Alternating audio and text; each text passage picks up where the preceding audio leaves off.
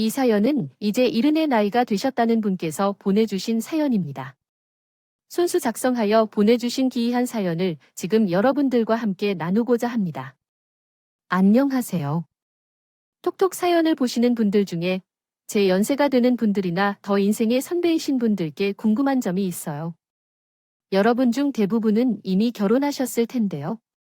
어떤 배우자를 만나셨나요? 그 배우자와 함께 행복한 삶을 살아오셨나요? 타인의 삶에 관심을 갖는 기회가 많지 않아 궁금해지네요. 젊은 시절에 더욱 그랬죠. 저를 지금까지 힘들게 만들었던, 전혀 도왔던 외부 요인이 제 삶에 미친 영향에 대해 더 알고 싶어요. 그 사람은 나의 배우자였습니다. 남자 한 명을 잘못 만나서 그런 고통을 받게 되었습니다. 참으로 안 되는 여자라고 할 수 있죠. 그 어느 날, 나에 대해 크게 소리치던 이웃 아주머니의 목소리를 아직도 선명히 기억합니다. 이를 머리로 기억한 것이 아니라 이 가슴 속에 그때 멍하게 앉아있던 나의 아픈 가슴으로 기억하고 있습니다. 그 아주머니의 말대로 내가 남자를 잘못 만났다고 할 수 있습니다. 나는 종종 주말 드라마를 보는데 그런 드라마 속에서는 항상 비밀과 억울한 누명과 같은 것들이 나옵니다. 이런 이야기들을 보면서 생각하곤 했습니다. 그렇게 자극적인 양념을 치면서도 실제로 힘든 삶을 견뎌내는 것은 못 따라간다는 걸 깨달았어요. 만일 제 이야기를 드라마로 만든다면 시청자들이 웬만한 걸 원할 것이라고 생각해요. 저렇게 답답한, 어리석은 여자의 이야기를 드라마로 보여주면서도 관객들의 비난을 받을 수도 있을 거라고 생각해봐요. 혹시 우려한 바람만 든든히 한번 상상해볼까요? 가난한 집안에서 살아오며 쓸만한 집안 살림은 없다고 여겼었어요. 하지만 그 집안에서 태어나 자랐고 공부에 대한 열망이 있었지만 현실이 그것을 막았습니다. 저는 17살 때부터 공장에서 일을 하러 다녔어요. 특히 제 친척이 아시는 분과 연결되어 힘들게 구한 일자리였습니다. 그리고 이 공장에서 만난 어떤 사람이 소개를 해주어 한 남자를 만나 재읍니다. 그 남자는 제보다 3살 많았는데 당시 20살이었던 남자는 윗동네에 살던 사람이었습니다. 그는 변변치 않게 살면서 일정하지 않는 일을 하며 살아가고 있는 남자였어요. 동네 토박이가 아니라며 정착한 지 3년이 됐다며 제게 말했습니다. 3살 차이는 크지 않았지만 당시에 저에게는 그 남자가 아주 어른스럽게 느껴졌다 했습니다. 가난과 부모님의 적절하지 못한 함께 살아가는 모습이었어요.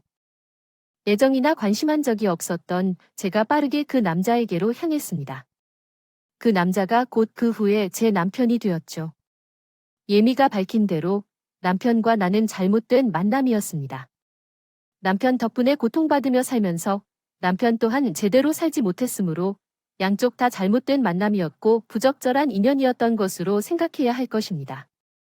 17살 때 처음 만난 그 남자는 제 남편이 되어버린 분이었습니다. 그 사람은 주정뱅이로 주종에 사로잡혀 살고 있었죠. 술에 취해 고래고래 소리를 질러대고 제가 찔리면 손을 내젓고 때리려 하기에 저는 상습적으로 가슴이 두근두근 뛰었습니다. 늘 두려움에 떨고 있었다고 말하는구나. 왜 집에 돈이 이것뿐이야? 이왕 있으면 숨기지 마. 나 몰래 어디서 빼놨어? 내가 돈을 빼돌리면 어디에 빼놓는다고? 그런 건 없어. 제발 그러지 말아줘. 빼돌릴 돈조차 없다는 건 당신도 잘 알잖아. 왜 맨날 이래? 오늘은 마침 잘 귀가하셨어. 그래, 이제는 나한테 덜 잔소리하고 좋다는 건가? 내가 간만에 제대로 교육시켜준다고? 내 손에 죽을 뻔했어요. 제가 모든 것을 잘못했어요. 여보세요. 이러지 말고 제발 살려주세요.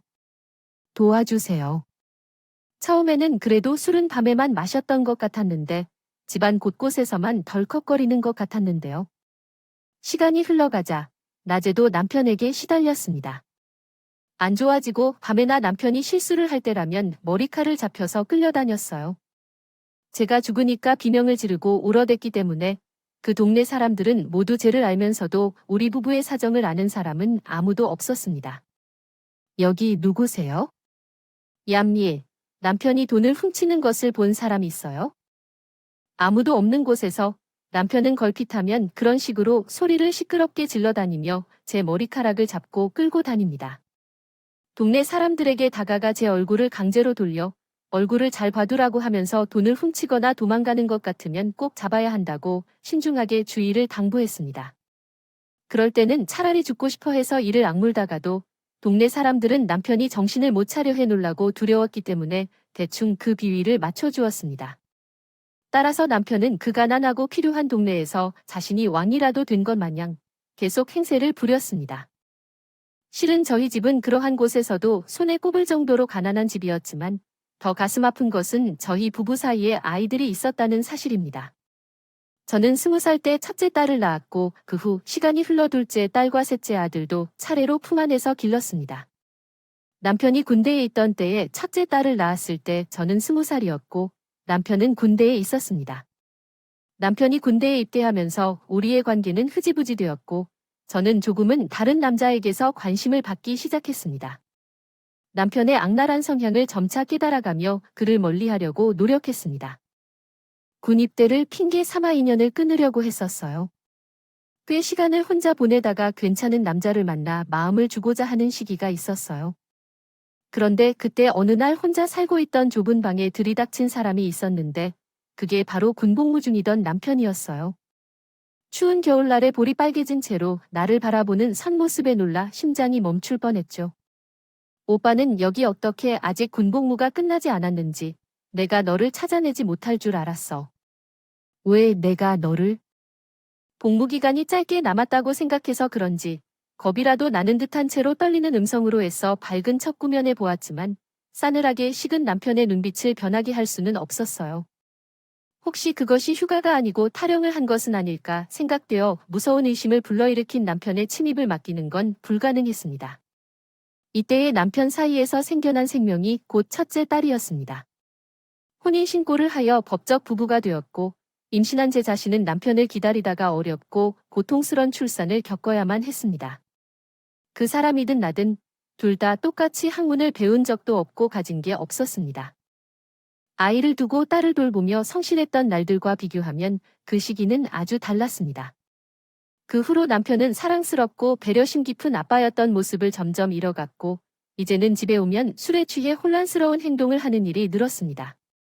어쩌면 문제는 제가 너무 많은 것을 바라며 남편에게 부담을 주었기 때문일지도 모릅니다. 하지만 이제는 남편이 돌아온 그날은 어디로 간 것일까 안타깝게도 그립고 아쉽기만 합니다. 돌봐주었는데 그 장면들이 저에게는 강렬하게 남았어요. 그래서 제가 자꾸 그 이후로 착각을 하면서 살았는지도 모르겠습니다. 원래 천성이 좋지 않은 사람은 아니겠죠. 살다 보면 조금씩 더 나은 모습을 많이 보여줄 거예요. 사람이 악하기는 해도 다정하고 괜찮은 모습도 분명히 있으니 이 남자를 조금씩 바꿀 수 있을 것 같아요. 자기 가정을 돌봐가면서 책임감이라는 것도 계속 생길지도 모르죠. 이런 희망 고문을 저는 스스로에게 계속 해왔습니다. 그러나 갓난아기였던 셋째 아들을 품에 안고 첫째와 둘째를 돌보면서 홀로 좁은 집을 지키며 살림을 하고 있죠. 있을 때 제가 그릇된 판단으로 계속해서 비극을 만들어내고 있을지도 모른다는 짐작이 생겨 무섭고 슬프게 느껴졌습니다. 희망 고문이 언제까지 효과가 있을지 장담할 수 없었으나 남편이 바뀔 수도 있다는 그런 희망을 품지 않으면 이제 하루라도 버틸 수 없다는 것이 서글픈 생각으로 자주 눈물을 흘렸고 그러한 눈물을 고사리 손으로 닦아주는 자식들로부터 위안을 받았습니다. 그렇지만 앞서 말씀드린 대로 시간이 조금 더 흘러가자 남편은 술에 취해 저당된 개처럼 되어 있었습니다. 수치를 모르고 온 동네를 활보하면서 고래의 고래 소리만 질러대며 자신의 아내를 모두가 보는 앞에서 욕보이고 조롱하는 것을 일상의 즐거움으로 삼았습니다. 그의 아내라는 사실이 너무 부끄러웠어요. 이 일을 너무 열심히 다녀도 안 돼. 정기적으로 출퇴근하고 직장 생활을 하는 것들을 전부 다 등신들이라니까 내가 그렇게 돈을 벌어봐. 그럼 이제 너 혼자 저 아이를 먹이고 살려야 하는 상황이 될 테니까 억울해서 미칠 텐데. 어떻게 나는 그런 생활을 할 수 있겠어? 야. 술을 더 가져오라고 할 때 좋은 말로 남편의 혼잣말은 소주병을 가지고 와서 지어왔을 때 저를 공포에 빠뜨리게 충분했습니다. 아이들의 부친이 되어야 했음에도 남자이고 가장인 남편은 혼자 일해서 가족을 먹이고 살릴 건 억울해서 할 수 없다고 주장했습니다. 이러한 생각에 사로잡혀서 남편은 제대로 된 직장 생활을 할 수 없었습니다. 음악 변변치 않았던 벌이를 두고 남편을 살려야 할 일이 3개나 되었지만 저는 집 구석에 가만히 있을 수 없었습니다. 그래서 저는 푼돈이라도 벌 수 있는 일들을 찾아다녔고 매일같이 쉬지 않고 뭐라도 하면서 살았습니다. 움직이며 어찌되었든 한 푼이라도 벌어올 수는 있더라고요. 저는 애들을 보살펴가면서 힘들게 적은 돈이나마 벌어왔건만 남편은 황당하게도 자기 술값에만 돈을 쓰는 것도 모자라서 애들한테 일절 용돈을 주려고 하지 않았습니다. 어떻게 애들 아빠가 되어 가지고선 어쩜 그럴 수가 있어요? 옷 사입이라는 돈을 이제 바라지도 않아요. 애들 간식 하나 사 먹으라고 돈 한 푼은 직접 지어질 수 있는 거 아니에요? 자신이 자기 아빠를 보면서 무엇을 배우고 어떤 것을 기대할지에 대해 생각해 보아야 합니다. 우리 자녀들은 전혀 불쌍한 존재가 아니라는 걸 알아야 합니다. 누군가가 불쌍하다고 하는 사람 중에서 가장 불쌍한 사람은 내 자신이라고 생각합니다. 그렇다면 자녀들에게 용돈을 주는 일만큼 세상에서 더 이상 무익한 일은 없을 것입니다. 세상에 태어나면 스스로 살아가야 할 것이며 내가 태어나서 지금까지 어떤 부모 미덕을 본 적이 결코 없다고 말할 수 있습니다. 그러니 내 자녀들도 비슷한 생각을 가져야만 한다는 것이죠. 어째서 이렇게 자신의 자녀들에게 잔인하기 그지없을 수 있었나 생각했습니다. 자신이 부모의 사랑을 받지 못하고 아무런 인정을 받지 못하고 살아왔다고 하더라도 자신의 자녀에게는 그 유혹을 주고 싶어 하는 것이 부모의 본능이 아닐까요? 눈동자는 항상 광기로 가득 차 있었고 주먹은 갑자기 붉게 달아오르며 언제든지 상대방을 향해 휘두를 준비가 되어 있었어요. 내 남편인 그 남자는 시간이 지날수록 더욱 무서워지고 제어불능한 방향으로 변모해 가고 있었습니다. 글을 쓰기까지도 꺼리게 할 만큼 추악한 말들을 쉽게 입에 올려댔으며 동네 이웃들에게 항상 시비를 걸기 일쑤였어요. 불쑥 남의 집에 찾아가 돈을 내놓도록 행패를 부린 적이 있었습니다. 그 집 사람들에게 얻어맞아 멍든 얼굴로 다리를 절뚝거리며 귀가한 적도 있습니다. 왜 이렇게 행동하며 살아가는지, 사람이야, 구제조차 어려울 것 같아서 갱생의 여지가 보이지 않아서 이곳도 아이들의 아빠로서 함께 살고 있다는 이유로 조금 더 나을 보일 것 같아 점점 숨이 막히는 느낌이 듭니다. 어떻게 해야 할지 감이 오질 않네요. 저는 한 사람의 존재로서는 남편을 동정했지만 자식들을 둔 엄마로서는 남편이 끔찍하게 느껴졌습니다. 이웃 동네 어떤 분이 도와주셔서 남편이 자그마한 일자리를 얻게 된 때도 정말로 힘들게 있습니다. 전화에 애들이나 내심 기대를 품었으나 얼마 못 컸습니다. 남편은 정식으로 출근한 후 한 달도 채우지 못하고 다시 술에만 푹 빠져서 일을 남으려고 했습니다. 출근할 생각은 없이 좁은 집 구석에서 팔다리를 대자로 뻗은 채 코를 골면 자동 모습에 나는 말을 잃었어요. 그의 좋은 기회를 다시는 오기 힘들었던 그 기회를 나의 게으름과 무지로 날려버린 남편은 다시 일을 하려고 할 때는 또 지지부진한 공장 일이나 찾아야 했습니다. 그런 일에도 꾸준하지 못해서 금방 그만둔 채 걸핏하면 공장 사람들과 싸움을 일으켜 곤란한 상황을 만들었어요. 엄마, 우리끼리 다른 곳에 가서 살면 안 돼. 나는 굶어 죽는 것보다 아버지 손에 잘못 맞아 죽을까 봐 더 겁이 나고 무서워. 어느 날 첫째 딸이 나에게 다가와서 조심스럽게 그런 소리를 속삭였을 때 제 가슴이 무너져 내렸습니다. 사실 저는 애들이나 남편을 벗어나는 그림을 진작부터 그려왔습니다. 하등 저희에게 도움이 안 되는 존재였으니 해악만 끼치는 그 존재로부터 벗어나는 꿈을 저희가 왜 꾸지 않았겠습니까? 그러나 어설프게 준비를 했었을 때 들키면서 남편의 손에 죽을 뻔했던 경험이 있기 때문에 그 현실에 부서졌습니다. 다음부터는 망설이게 되었습니다. 내면 깊은 곳에 자리 잡은 남편에 대한 공포가 저희를 자꾸 머뭇거리게 만들었어요. 그러나 첫째 딸이 다시 말을 해왔을 때 불쌍한 제 자식들을 위해 남편을 벗어나야겠다는 결심을 했습니다. 어느 날 늦은 시간까지 남의 집 보수작업 현장에서 일을 하다가 힘겹게 턱을 끌고 귀가를 했을 때 남편이 문을 박차고 뛰어나와 제 귀에 세게 귀신을 날렸습니다. 얻어맞고 쓰러지게 되면서 남편은 제 머리카락을 거칠게 움켜쥐었어요. 이 시간까지 뭐 하다 왔어? 어떤 놈이랑 노닥거리다가 왔냐?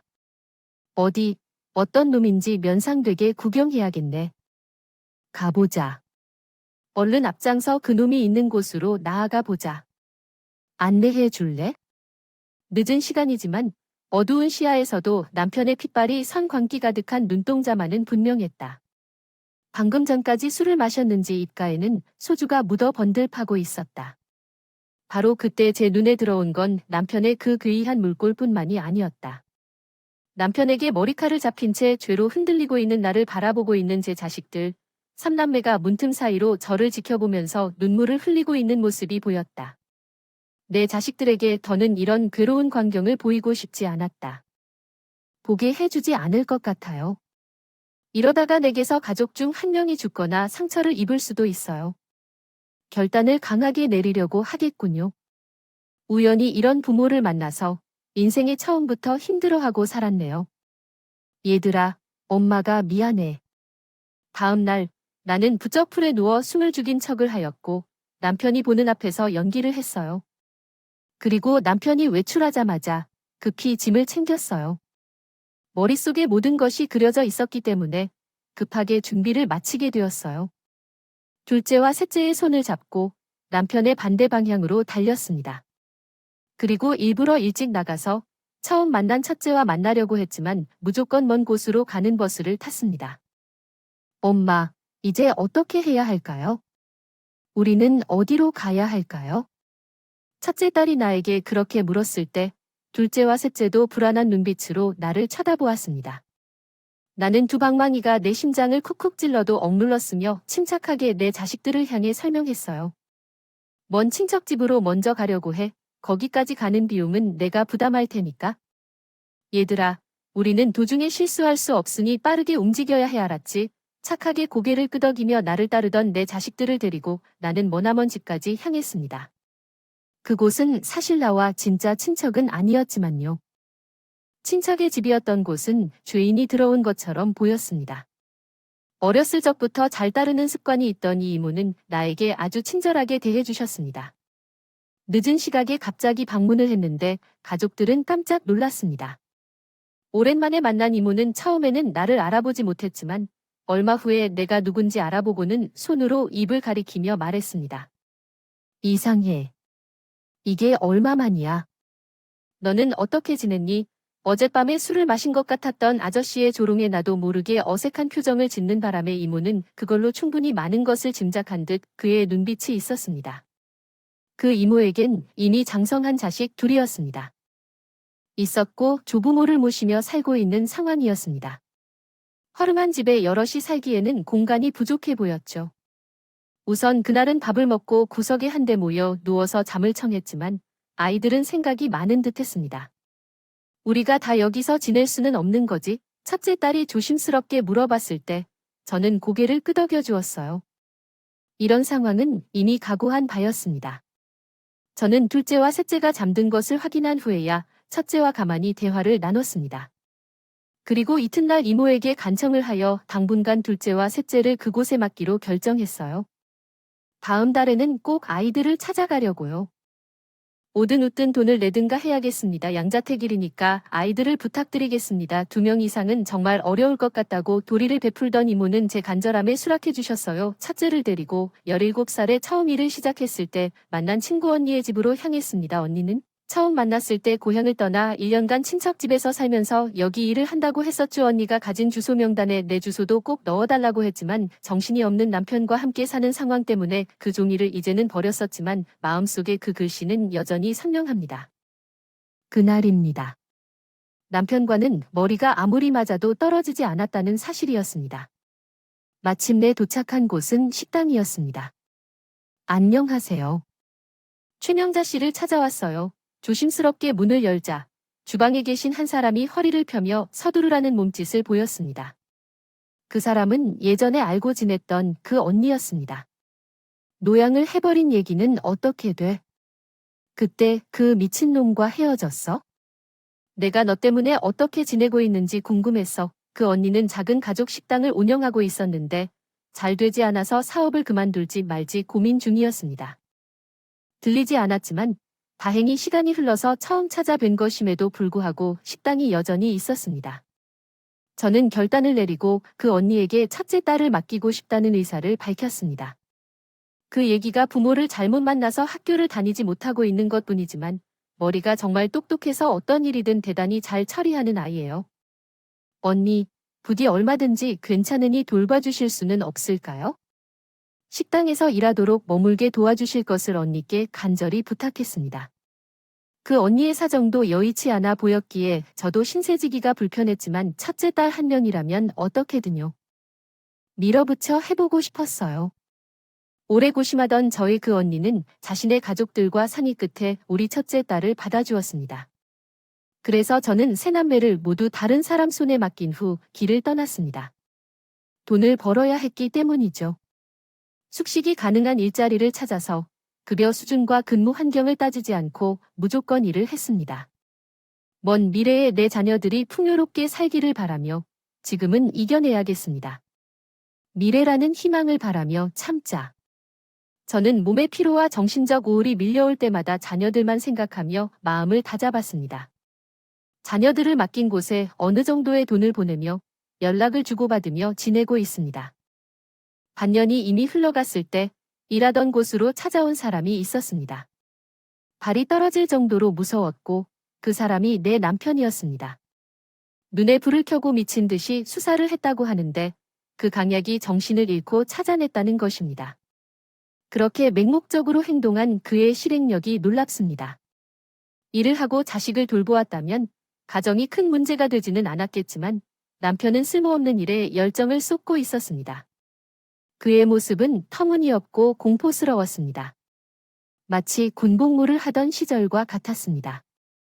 과거에 제 공간에 나타난 남편이 다시 찾아왔습니다.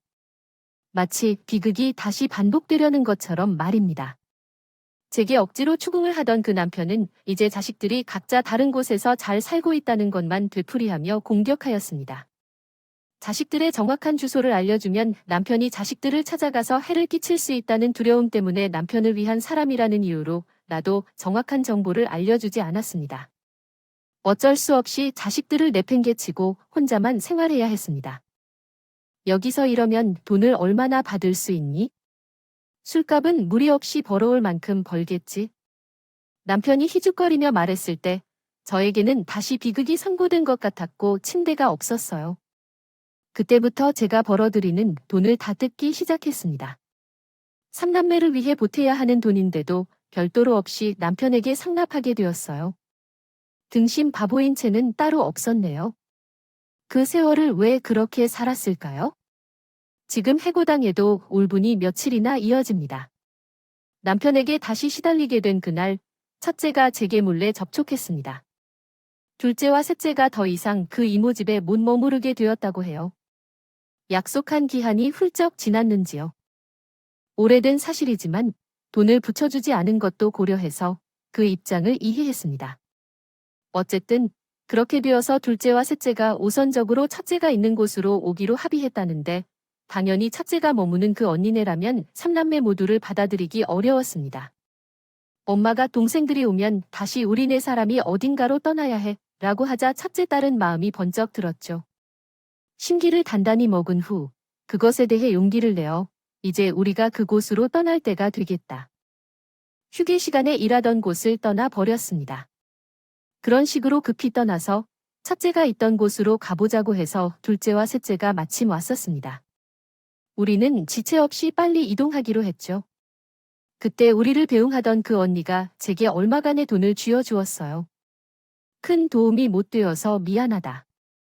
앞으로 좋은 일만 있기를 바랄게요. 그 돈을 받고서 눈물이 흘러내렸네요. 그런 선의를 느껴 살아왔기에 남편과 자식들에게 시달리며 살아도 감정을 잃지 않았던 것 같습니다. 갚기 어려운 신세를 지운 그 언니에게 인사를 하고 마침내 나아갔습니다. 우리가 원래 살았던 지역으로요. 올라와서 다른 동네에 자리를 잡았고 얼마 지나지 않아 충격적인 소식을 접했습니다. 저희를 찾아 헤매고 있던 남편이 행적을 따라 이 근처까지 왔다가 사망했다는 사실을 알게 되었어요. 길 가다가 정신을 잃어 쓰러지면서 회복하지 못하고 영원히 떠났습니다. 아마도 술 중독으로 인해 건강을 해친 게 원인인 듯한데 이런 추측들이 들려왔어요. 아버지가 돌아가셨다는 것은 정말 믿기 힘들고 아들들이 그랬듯이 엄마도 그 사실을 받아들이지 못했습니다.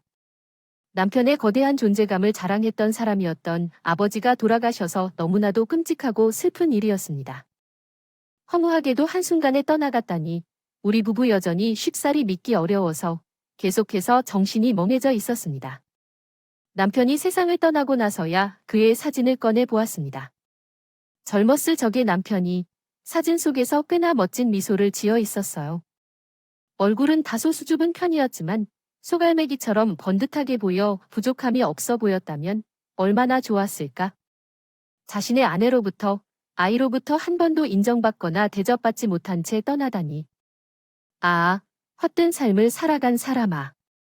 당시와 현재의 환경이 다를 수 있겠지만 어차피 남편은 이혼을 선택한 제도를 통수로 여기지 않았습니다. 그러한 방식으로 전화나 남편을 피하는 것은 어려웠어요. 음아가 끊임없이 도망치기만을 했지만 결국 그 배반자가 스스로의 역할을 연기해서 없어졌습니다. 즉, 한 사람의 죽음으로 인해 한 가정의 자유를 찾게 되었습니다. 우리와 아이들은 이제 새로운 삶을 살아야 했어요. 밑바닥이 없었던 우리에게는 매우 어려운 과제였지만 천하의 오해를 없애기 위해 앞을 향해 나아갔습니다. 그리고 얼마 지나지 않아 첫째 딸이 결혼을 하겠다고 말했어요. 여전히 당신은 충분히 나이가 많지 않았다고요. 결혼이라니. 일찍이 남자를 만나 살림을 꾸리게 된 것은 이 엄마로도 좋게 너는 그러지 않았으면 좋겠어. 저는 제가 어린 나이에 남자를 만나서 얼마나 후회를 했더냐는 옛 이야기까지 꺼내면서 첫째 딸을 설득해 보려 했지만 먹히지 않았습니다. 결혼할게라고 첫째 딸이 데려온 청년은 인상이 모범적이어서 그나마 제 마음을 누그러뜨렸어요. 시댁에 들어가서 살면 되니 결혼하면서 내가 크게 돈 들 일은 없을 테니 엄마, 우리 상황에서 차라리 내가 빨리 결혼하는 게 나을지도 모르겠어요. 나는 안정적인 나만의 가정을 얼른 꾸리고 싶어 합니다. 저는 당시의 첫째 딸의 심정을 제대로 이해하지 못했지만 세월이 지날수록 깊게 그녀를 이해하게 되었습니다. 첫째 딸은 자신이 안정된 가정 분위기를 경험해보지 못한 채로 자신이 그것을 갈망하며 스스로를 실현하고자 했던 것입니다. 3남매 중에서 맞다 플러스 2, 봤다 라는 말은 자신의 부친과 그의 행동을 오랫동안 경험하고 온 사람을 의미했어요. 첫째 딸은 자매들보다 부친의 행동을 더 많이 겪으며 현실을 더 잘 이해했기 때문에 이상적인 가족이 무엇인지에 대해 혼자 고민하는 일이 많았습니다.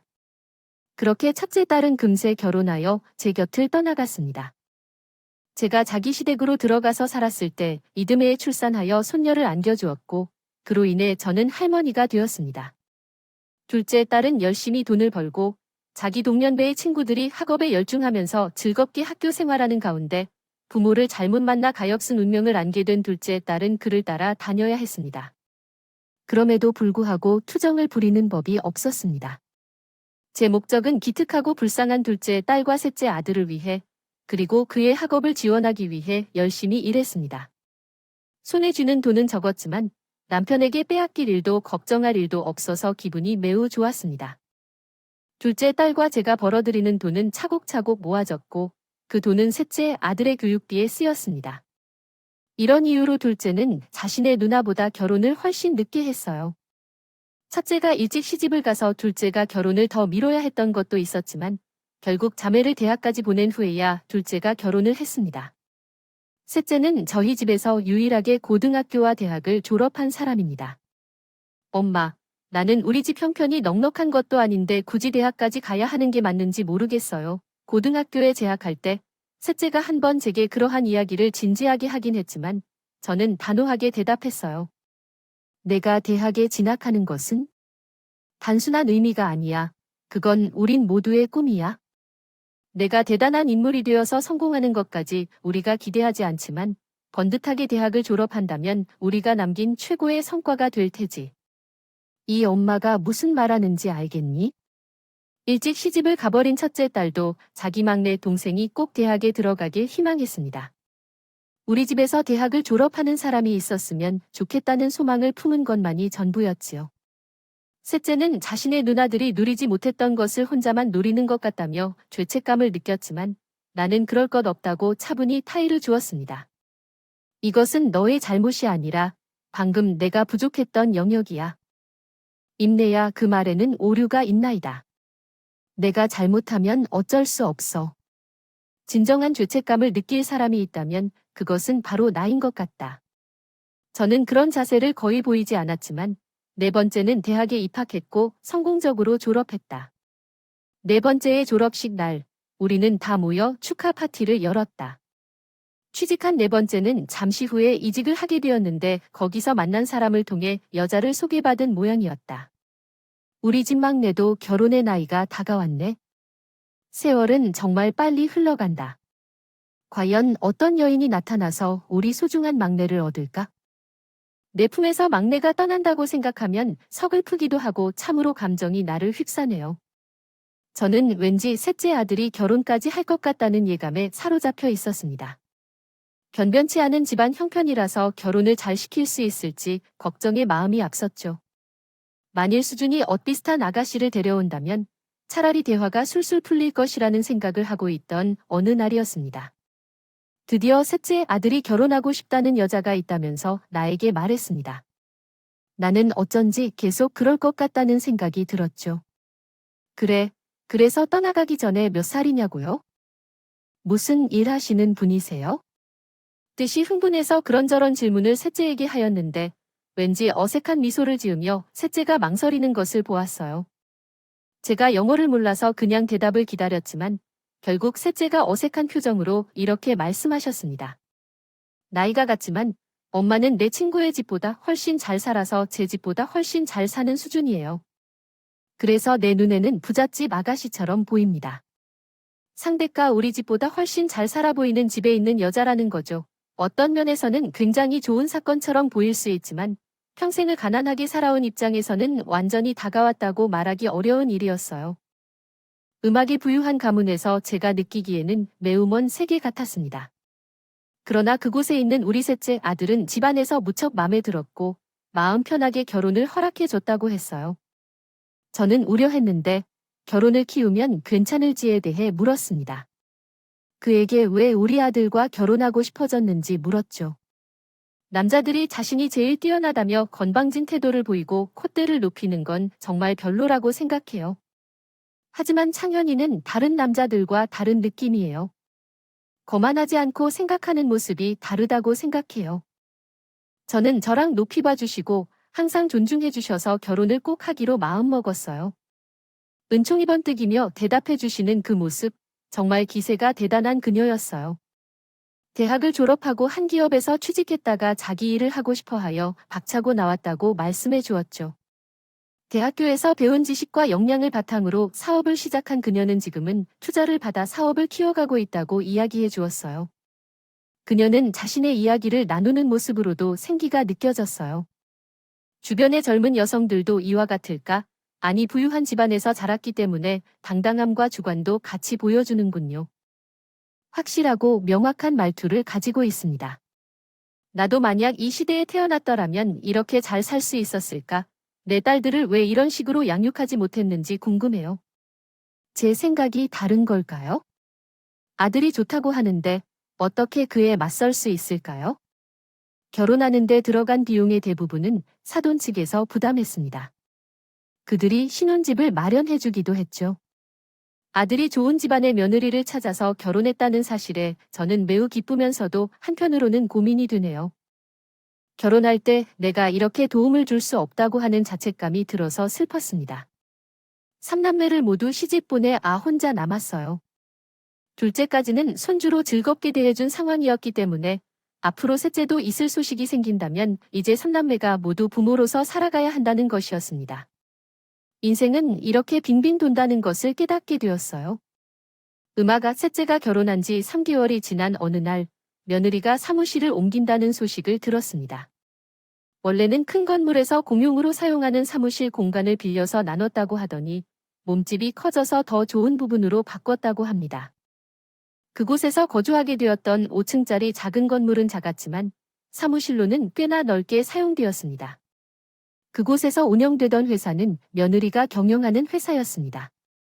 정말 멋진 경험이었습니다. 그냥 그렇게 생각하고 있었는데 얼마 지나지 않아 며느리가 연락을 주셨어요. 어머님, 새로운 일자리를 찾으시려고 하시는데 아직 관심 있으세요? 이전에 이야기했던 걸 기억하고 계시나요? 네. 집에 가만히 앉아 있기보다는 일을 하고 싶어서 일거리를 찾고 있는데 다시 구하려니 어색한 느낌이 들어요.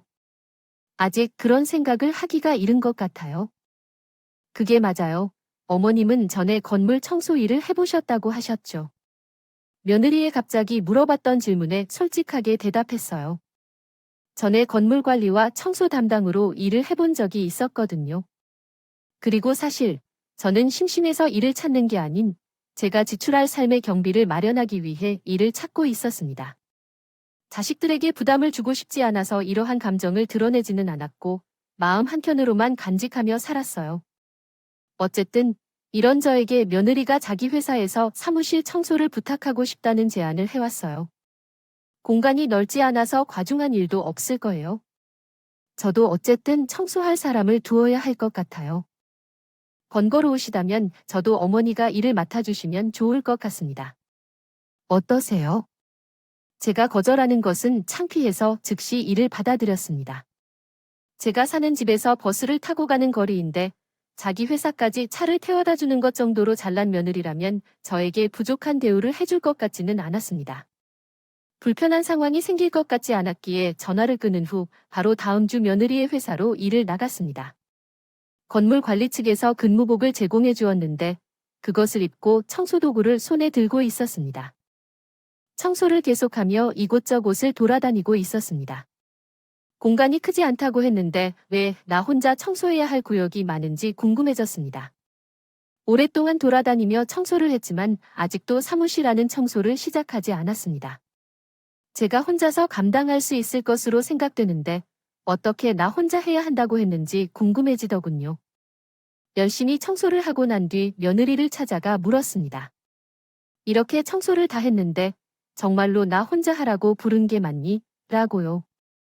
당연히 맞아요. 그건 원래 혼자 사는 영역이니까요. 무슨 문제라도 있으세요? 며느리가 너무나도 태연하게 대답을 하니까 저는 막 사라졌습니다. 결혼할 때 며느리 집안에서 대부분의 비용을 감당하였기 때문에 그것을 고려하면 제가 왠지 말할 것이 없어졌습니다. 아들의 면도 보려고 열심히 일을 하자 싶었어요. 최소한 한 달을 채워야 하는 사람으로서 할 만큼 해봤다고 말할 수 있는 거라고 제가 여겼거든요. 며느리가 섭섭하지 않게 주었다고 했기 때문에 그 말을 믿으면서 열심히 일을 했습니다. 중노동을 하려니까 관절이 모두 시큰거렸지만 쑤셔왔어요. 꾹 참고 내색한 적은 없었어요. 그런데 한 달치 급여를 받게 된 날, 제가 제 두 눈을 의심했습니다. 뼈가 빠지게 청소를 다 했는데 50만 원을 받았습니다. 이건 이상하다 싶어서 제가 법정 최저시급을 찾아 계산해보니 받은 금액이 너무 부족했습니다. 이후에 생각을 정리한 채로 다음날 며느리를 찾았어요. 150이 아니라 50이 맞냐고 물었더니 맞다고 했더라고요. 노동에 걸맞는 대가를 받은 것으로 생각했는데 문제가 있나요? 문제가 왜 없지? 나라에서 정한 최저시급을 줘야 맞는 거 아닌가요? 제가 말을 끝내자마자 갑자기 며느리가 큰 소리로 웃었습니다. 그 때문에 사무실에 있던 직원들은 모두 우리를 주목했습니다. 세상에, 호의가 이어지자 걸린 줄 안다더니 50만 원을 주는 것도 감지덕지로 여기세요. 본인의 분수를 아셔야겠죠. 저는 자신이 누릴 수 있는 것 이상을 탐하는 사람들을 정말로 혐오합니다. 며느리가 소리를 질렀고 다들 놀라는 모습이 내 눈에 보였습니다. 너무 부끄러워서 도망치듯이 자리를 떴어요. 향한 그 모든 시선이 계속 떠돌았고 며느리가 비웃으면서 후통쳤던 것을 느꼈습니다. 요즘에 심장이 자꾸 떨리기 시작했습니다. 이건 어떻게 해야 할까 고민하면서 결국 첫째 딸에게 전화했어요. 절대로 아들에게 말하지 말라고 지시한 후 제가 겪은 상황을 그녀에게 얘기했죠. 그러자 역시 명철한 우리 장녀가 화를 내다가도 금방 가라앉은 뒤 해결책을 알려주었습니다. 호인하도록 아주 여유롭게 대처하고 법대로 하라 그래 엄마. 근로계약서 안 쓰고 일하신 거잖아. 그걸 신고하면 끝나버릴 거야. 그때까지는 몰랐지만 근로계약서를 작성하지 않고 일하면 불법이라고 하더라고요. 업장의 책임을 물어야 한다고 했습니다. 당장으로는 첫째 딸이 신고 하는 게 좋다는 거였어요. 인터넷에는 제 며느리의 회사 사이트가 있었는데 거기에 글을 올렸다고 밝혔습니다. 다음 날 출근해보니 며느리와 같이 일하는 직원들이 저를 보고 놀라더라고요. 그들은 대표님의 시어머니시라면서 라며 말했습니다. 대표님께서는 말씀을 알리지 않아서 여태껏 몰랐습니다. 인터넷에 게재된 그 글 덕분에 고부관계를 알게 된 것 같았어요. 그 직원들뿐만 아니라 다른 사람들도 거의 같은 반응을 보였습니다. 시어머니에 당하는 며느리로 들어봤던 적은 있었지만 남들보다 못하게 구는 며느리는 처음 봤습니다. 이런 사람과 함께 일을 하자니 마음이 불편해졌다고요. 몇 가지 이야기할게요. 아마도 나에게 이렇게 상식적으로 접근하는 것을 상상하지 못했을 거야. 너는 날 혹시 지나치게 얕보는 것 아닐까? 날 따로 불러온 며느리의 얼굴에는 열심히 빨개진 걸 볼 수 있었어. 오직 나의 정당한 권리를 주장한 것뿐인데 무슨 문제라도 있는 거야? 내가 태어나 났으니까 며느리가 당황해했어. 나는 배운 게 없고 가난한 건 맞지만 산전수전 다 겪은 사람이니까 쉽게 꺾일 리가 있을까? 이제 정확하게 돈을 다시 계산해 볼까? 나는 당장 이 자리에서 돈을 받아야 하고 내게도 받아야겠어. 돈이 없다고 생각되지 않으니 아무런 문제가 없겠지. 그렇죠? 큰일이 생길 때가 아닌 것 같네요. 며느리가 꿀을 묵어 어리둥절해졌네요. 그러더군요. 그게 다였던 거죠. 하지만 저는 더 이상 뭐라 말하지 않았습니다. 그는 내 아들과 결혼한 사람이었고 그의 이상을 어지럽히기 싫은 엄마의 마음으로 맞닿았습니다. 내게라면 나 아니면 누구든 마음대로 군것질하는 거였을 거죠. 아니야, 달려오는 그 모습은 어디 한번 기억나지 않을 테고 좌우를 살펴본 적은 없을 거예요. 그래서 내게든 나에게든 마음대로 군침 흘리는 게 쉬울 거야? 의문스럽지 않다. 저는 조용히 말했고 그때 본 며느리의 얼굴에는 아주 섬세한 감정이 떠올랐기 때문에 정확히 읽어내기 어려웠어요. 그날 며느리는 저에게 최저시급으로 계산한 것 이상의 돈을 주었습니다. 제가 최저시급으로만 받겠다고 하자 며느리가 고개를 끄덕였어요. 제가 어머님 용돈을 알아서 챙겨드리는 것이 맞았는데 그러지 못했어요. 이건 제가 주는 용돈이에요. 그 말을 듣자 제게는 이유를 모를 만큼 가슴이 끌렸습니다. 예전처럼 며느리와 차가운 관계가 되거나 한 적은 없었어요. 그러나 이상하게도 며느리를 대할 때면 마음 한구석에 조금도 불편한 느낌 없이 편안해졌어요. 음악 관련 주제에 대해 질문이나 토론을 해보실까요? 혹은 어떤 음악 장르나 아티스트에 대해 이야기를 나누어 보실 생각이신가요? 좀 더 구체적인 질문이나 주제를 제시해 주시면 함께 이야기해 보도록 하겠습니다.